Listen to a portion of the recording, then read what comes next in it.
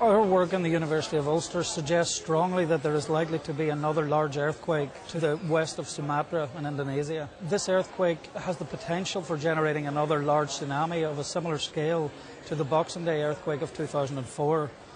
Our work is trying to understand what the possibilities are in terms of how much damage that tsunami can do.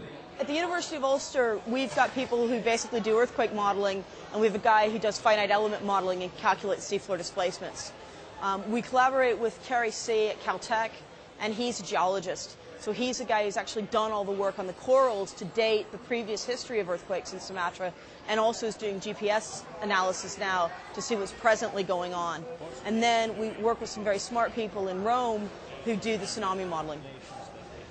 When an earthquake happens in the Earth's crust, it makes other earthquakes in some regions more likely and in other places less likely. So the first step is to calculate the stresses in the surrounding areas of the Earth crust. We have done that, and it indicates a strong likelihood of another earthquake.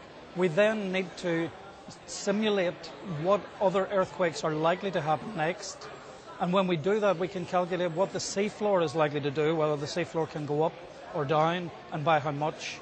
The seafloor displacement, in turn, is what gives rise to the tsunami. So we put that as an input into a sophisticated model that actually gives us then a distribution of tsunami wave heights. What we hope is that the Indonesian government will be able to take up our information and actually calculate inundation maps, so that they'll be able to say, in any given locality, we've told them what the distribution's like at the coastline. Can they then take that and say, okay, if you're in the city of Padang, what evacuation routes would you need? What is the effect going to be in your community? The people in Indonesia have been told repeatedly that there's likely to be another big earthquake and that this could be a very devastating event for cities, particularly in Western Sumatra. Our results show very clearly that it's only a very small percentage of the tsunamis that we model that are really dangerous for these cities, and that the vast majority are survivable, providing people behave properly in the time between they feel the ground shaking from the earthquake and the tsunami arriving. One of the big things that we don't do very well as scientists is communicate the uncertainty of science.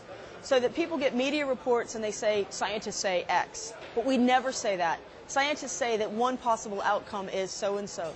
And I think in something like this, we're able to say, look, we don't know what's going to happen next, but we know that it's going to be within some range. And I think the more we can get across that to the public, the more informed that they are as sort of decision makers and as voters.